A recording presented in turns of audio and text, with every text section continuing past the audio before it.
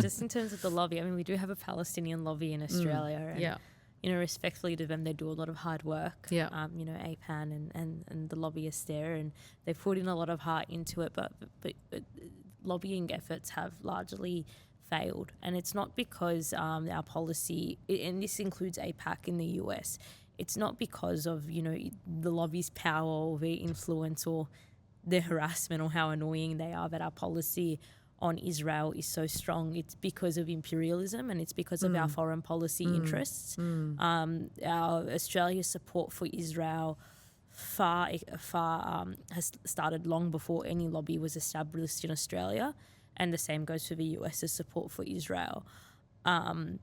What the lobby is able to do functionally, it's obviously able to provide a lot of ideological and a lot of PR support for Israel.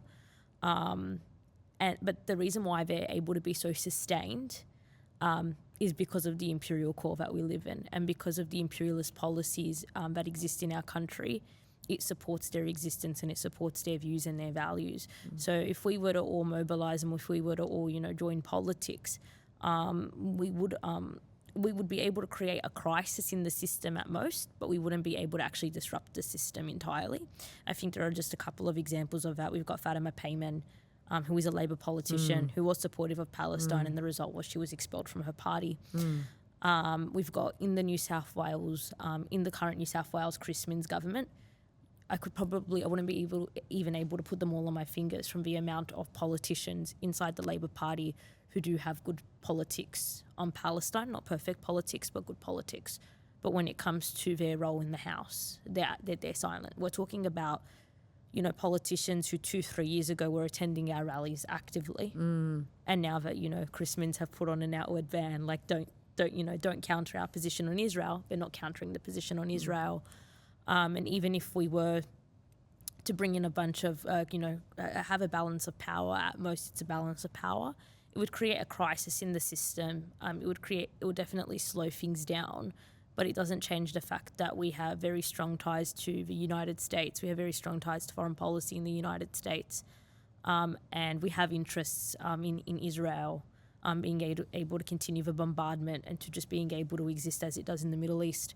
So entering that realm of politics can create crisis, but we need a mass system change, and we need to be addressing our relations and our links to whether it's the United States or even Israel to be able to create that material change that we desperately desire.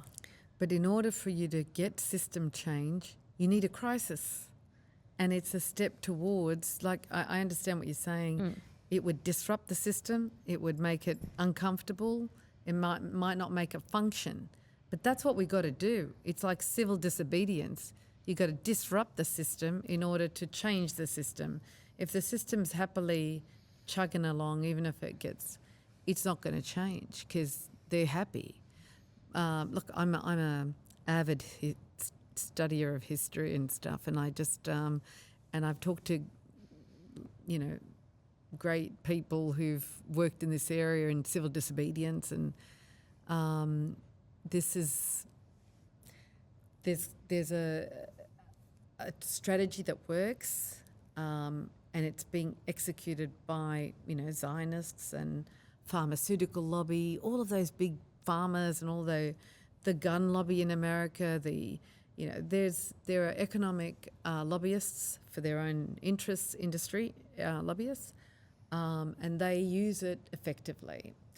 Someone told me that the two key criteria for politicians is having endorsement by big cap corporates, because big corporates bring the money for campaigns, and then being able to, sustain their campaigns and bring the votes in, But really what's important to them is contracts and corporate backing, so they can support the country but also support their party's existence. So that's why they lean towards people that come to them with that sort of strategy. We can give you X amount of donation or support, and this corporations are going to make you look good. and you're going to get to come and sit down with these, corporate giants and make themselves feel good about all of that kind of stuff. But, just to pull it back into line, it's, the importance of being able to translate the on-the-street activism, the voice of the people, the masses, into something that can, effectively, politically impact and disrupt government or systems is really what, I've seen and is the most effective way of us really pushing change in our societies. Because if we leave them in their comfort, they're not going to change. Yeah, I mean, I guess, certainly it would help if we had more pro-Palestine MPs, if we could get them elected and that kind of thing. I do agree with Amal, though. I think if we look at the fundamental question of why does Australia support Israel? Why does the US support Israel? It does go to the whole question of their interests as a ruling class in those countries who run those states, and their imperialist interests in the Middle East. And that goes back to the very foundation of Israel, of course. I think we're coming up to the anniversary of the Balfour Declaration soon in November sometime. Why did Britain, in the first place, choose to back the creation of a Jewish state in Palestine? Why were they backed by the United States? Why has Australia backed them? Fundamentally, it comes down to, a similar reason why they have alliances with other horrific regimes around the world, because they see it as a way to extend their power in that region. And Israel's a very kind of special ally for the United States and the West to have, because it's seen as particularly reliable kind of attack dog for Western imperialism, effectively. And that's the role, obviously, that Israel has played over the decades, is disciplining, invading, killing anyone in neighbouring countries, and of course the Palestinians themselves, who would dare to rise up or to threaten the interests of Western imperialism. So that's what we saw, of course, with the Six-Day War in 1967. It's multiple invasions of Lebanon. It's multiple invasions of Egypt and everywhere.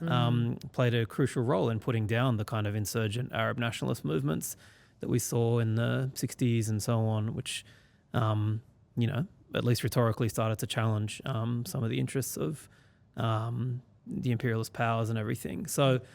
So yeah, that's why I think, as Amal said, it's not so much, even if we had a very, massively cashed up Palestinian lobby in Australia that was doing all of that, I don't think that by itself would shift Australian policy, actually, because, again, the bigger question is who's going to fight for the interests of the US and their billionaires in the Middle East? Well, Israel is the state that they know they can rely on to do that. And, of course, they have other allies in the region, the Egyptian military regime, the Saudi regime, et cetera, and of course they, do dirty deals with them as well. But one thing that's special about Israel is the fact that it is a settler colonial state built mostly on an implanted, population that have come in from outside, and that's, creating a Jewish state within obviously the Palestinian land. Means that there's more of a stable domestic base of support for that state. Whereas a lot of the other regimes, which America has backed over the decades, have a annoying habit of getting overthrown through uprisings and revolutions. So that's why Israel is kind of special and important for the US, especially when we're entering a world of increased imperialist tensions. Of course, the rivalry with China is the main thing on the mind of those who run the United States empire today. And so they want allies like Israel even more, I think, than they ever have. Allies that will kill a lot of people in the interest of imperialism. That's the horrific logic that governs our society, I think. So, yeah, that's why I think we need a kind of... ultimately, we need a rebellious movement which can challenge the system here. So part of that will be getting people elected, hopefully, but I think the main thing will be the power that we can build outside of Parliament to challenge that system.